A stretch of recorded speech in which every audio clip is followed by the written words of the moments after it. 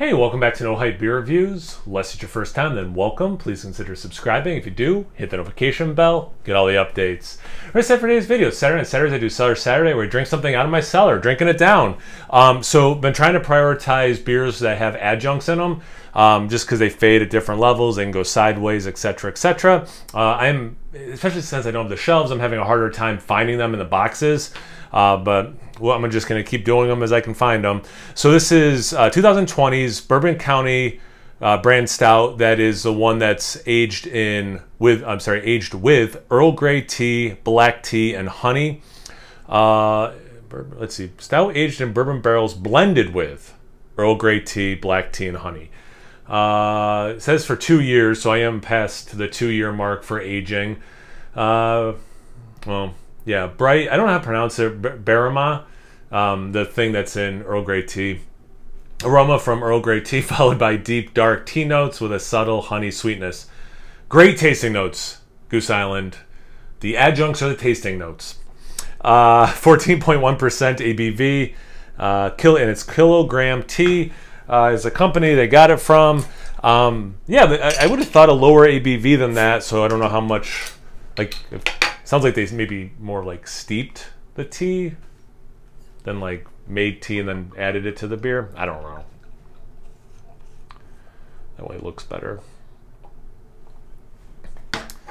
It's a intensely hot day. I think I mentioned that in other videos recently that it's been creeping, but today's actually over the 90-degree mark at time of review. So it's always stout season as far as I'm concerned. Good amount ahead, that bodes well. Just under a finger ahead. Dark mocha, compact bubbles, sticking around way more than I thought it would. Pretty dark beer. Very little brown, but some, and then mostly black. Some nice lacing. I mean, yeah, some sticking around. The legs are slightly brown, but mostly just see-through. Beautiful looking beer. Looks like Bourbon County. Let's get into the aroma.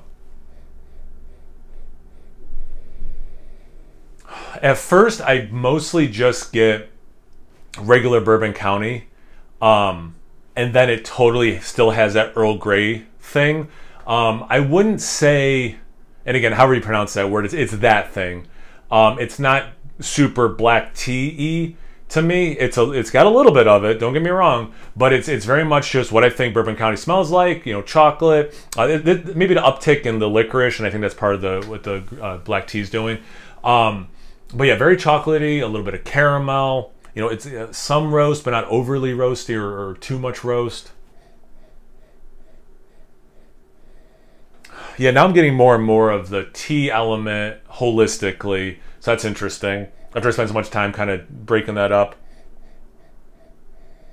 There's almost this, what's reminiscent of a molasses-y, kind of like gingerbread cookie. So it's got some sweetness, it's got that molasses thing. And I think base beer and the tea is what's making me go to ginger also, because there's no ginger in this beer, you know?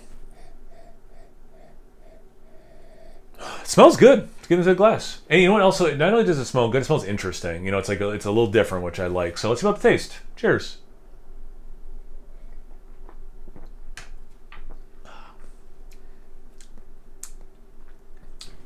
As far as I'm concerned, this is still drinking great. Wow. And I mentioned this, and it may have even been just last week or 2 weeks ago at this point. And I did respond to that comment, and I apologize. You know, do I ever go and watch my original review before doing these re-reviews of, you know, more aged beer, you know, review, kind of like go over that, and I don't, and it's some of it's laziness and time, to be honest, and then some of it, and probably most of it, honestly, well, maybe 50-50 what I just said, and then also I like going into these blind. Maybe it would make for a better video if I was like, man, in that one I got blah blah blah, and this one I'm still getting blah, but not so much blah blah and blah, you know, or whatever. Like, I get that. But then also it's going to plant ideas in my head, which I don't want. So I go back and forth on it. But anyway, so I can't remember, you know, this many years ago, my thoughts on this. But yeah, it's like the aroma. It's interesting and it's tasty.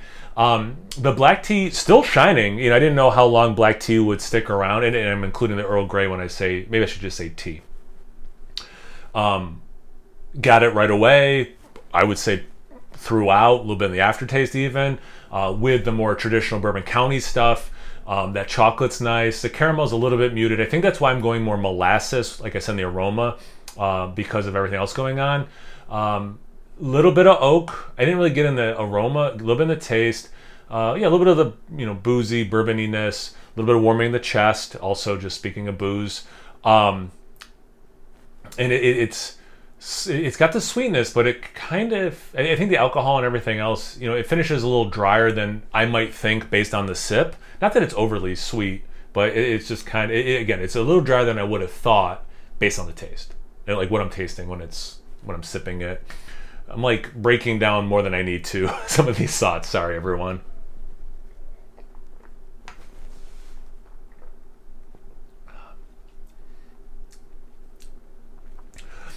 As someone who loves coffee and tea, and I do drink more coffee than tea lately, and I'm trying to kind of switch maybe a little bit closer to 50-50 because I like both so much.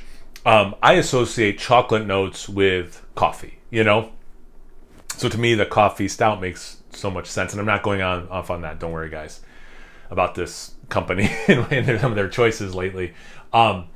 But it's interesting to have such a tea-forward beer that has so much chocolate too. You know, one of the earliest beers I can think of that had tea in it that I loved was Dogfish Head's Sa-Tea. And I don't remember what style that was. I just remember loving that beer and being like, oh, cool. So like tea can be in this. But still, I don't think of tea and chocolate. Like if I'm going to have a piece of chocolate and you offer me tea or coffee to sip on while I'm eating the chocolate, or a chocolate donut or chocolate cake, my mind goes to coffee, not tea, you know? But man, it really works in this. And because that's the taste I know I'm getting the most from the base beer, thank God it works with this tea, you know? So yeah, it's cool. So again, one more time, it's super tasty. It's still drinking well.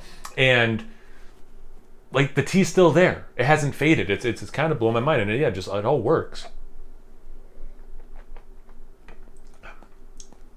Slight orangey, zesty, like gotcha kind of a thing, you know, too, which is nice, kind of vibrant that way. Yeah, I'm really enjoying this, and because it's different, it's hitting the notes I want, but it's different, which I'm also appreciating. Makes for just a fun beer too, not just like a paint by numbers. Like, yep, this is what a bourbon barrel aged stout tastes like. So that's cool. Yeah, I'm gonna watch the last one. Maybe that's what I should do is like add the last one at the end of the video so people could click on it and be like, okay, let's compare. But anyway. Do you guys remember this one? Have you had it lately? What are your thoughts on tea and beer? Like I was saying with like chocolate and tea versus coffee. Anything you have to say? Get in the comment section. Let's get conversations going. Once you're done doing that, make sure you check me out on Instagram and Untapped. It's No Hype Beer Reviews at both those places. So please like, comment, subscribe, and most importantly, imbibe. Cheers, everyone.